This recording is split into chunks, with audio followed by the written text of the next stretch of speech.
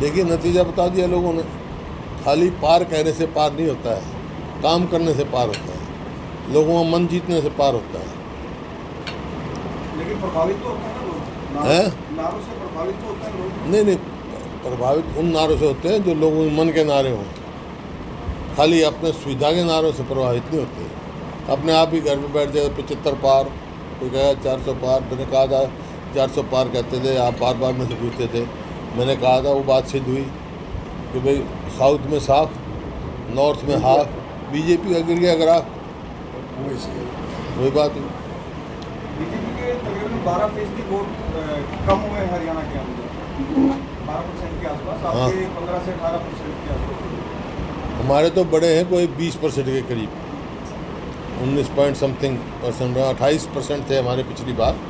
और अब के मतलब 47.61, 48 लगा लो, 48% है। और बीजेपी गिरे हैं 4%। ये एक इंडिकेशन है लोगों का कि लोग चाहते हैं हरियाणा के छत्तीस बरादरी कि भाई आने वाली सरकार कांग्रेस पार्टी की सरकार हो। इसी तरह से जो असेंबली में देखोगे आप, उसमें भी बहुमत दिया है इन्होंने। मैक्सिमम असेंबली कॉन्स्टिट्यूंसीज में हम मेजॉरिटी में जीत के आए हैं असेंबली कॉन्स्टिट्यूंसी में। तो ये आपके सामने है। एक जो सबसे जो बात हुई है मेरे हिसाब से, जो इनके बीजेपी के पास परफॉर्मेंस नाम की सरकार के पास कोई चीज़ नहीं थी। ये तो वो चुनाव के आसपास जात पात के झगड़े कराते थे, वो भी लोग समझ गए छत्तीस बरादरी एक है हरियाणा में। इस बात की खुशी है मेरे को। नतीजे साबित करते हैं कि इनका ये जो था, कभी धर्म के नाम पे, जात के नाम पे थे, लोग इस बात को समझ चुके हैं। और मैं हरियाणा के लोगों का ख़ास तौर पे धन्यवाद करता हूँ कि इनके उस जाल फांस में फंसे नहीं। जो कहा था आपको, जब ये एग्जिट पोल आए थे तो आप बड़े उससे आए थे पत्रकार साथी, ये एग्जिट पोल ने तो सफाया कर दिया, हमारा भी हरियाणा में भी सफाया कर रखा था। मैंने कहा था भाई इस एग्जिट पोल पे नहीं, हम तो पब्लिक पोल पे यकीन करते हैं। 4 तारीख की इंतजार करो। लोग का है क्या, ये एग्जिट पोल तो कई बार फेल हो चुके हैं। लेकिन इस बार एक ही चीज शायद वोटर्स ने भी जीतने और हारने वाले कैंडिडेट को ही वोट किया है।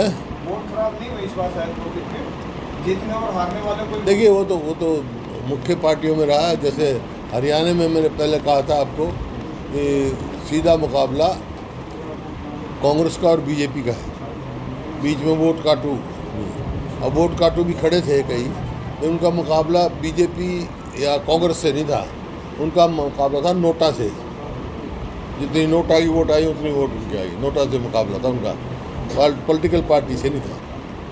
विधानसभा चुनाव बता दिया, विधानसभा में लोग मन बना चुके हैं, छत्तीस बरादरी कांग्रेस की सरकार बनाएंगे और ओवरवेलमिंग मेजॉरिटी कांग्रेस की आएगी।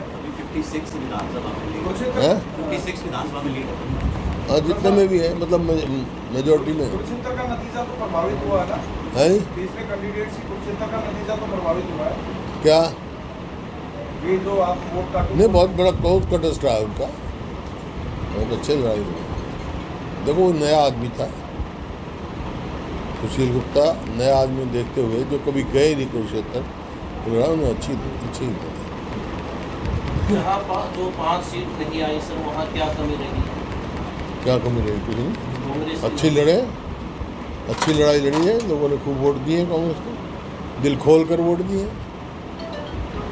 भाई हम तो 0 से 5 सीट आ गए, आप उनकी बात करें तो 10 से 5 पे आ गए, कितना अंतर है। गुरुग्राम की लग रही थी आपको, इतना क्लोज फाइट कर पाएंगे आप? गुरुग्राम सीट पे इतना क्लोज फाइट कर पाओगे ऐसा लग रहा था आपको? हाँ, बिल्कुल लग रहा था। 3 लाख से अगर मान लो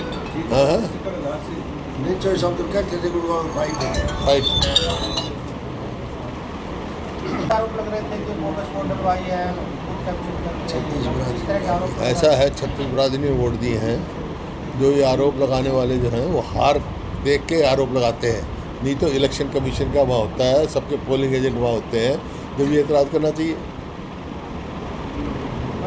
मुख्यमंत्री ये कह रहे हैं कि अधिकारी कर्मचारी को जो लापरवाही क्या करें, अपनी हार स्वीकार कर ली थी उन्हें पहले ही।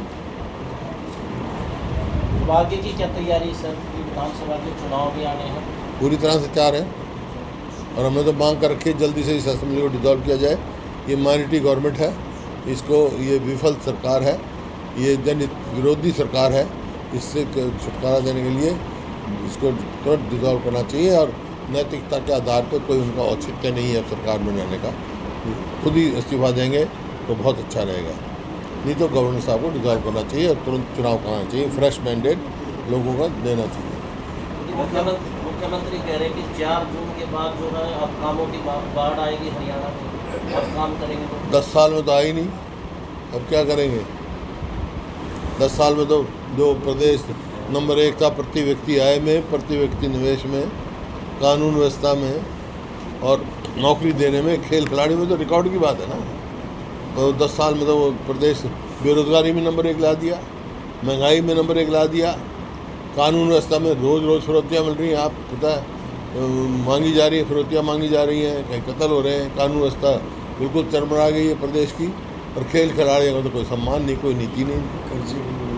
कर्जे कहाँ, कर्जे में नंबर 1 कर दिया प्रदेश। जो 4 हमने पावर प्लांट लगाए, 1 न्यूक्लियर पावर प्लांट लगाया, मेट्रो लेके आए गुड़गांव तक, बल्लभगढ़ तक, बहादुरगढ़ तक, और ये जितने सड़क के जाल बचे हुए हैं 90-95% हमारे टाइम के हैं।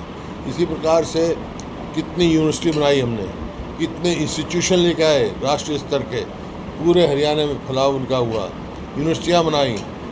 और इन्होंने क्या किया 10 साल में? हमने 1 यूनिट बिजली नहीं बनाई, 1 इंच रेलवे लाइन नहीं बिछाई, 1 पोल मेट्रो का नहीं लगाया, 1 कोई बड़ी यूनिवर्सिटी बनाई नहीं, कुछ जो थी वो भी नहीं मेंटेन करके, कोई रोड जो हमारे समय की बनी वो मेंटेन नहीं।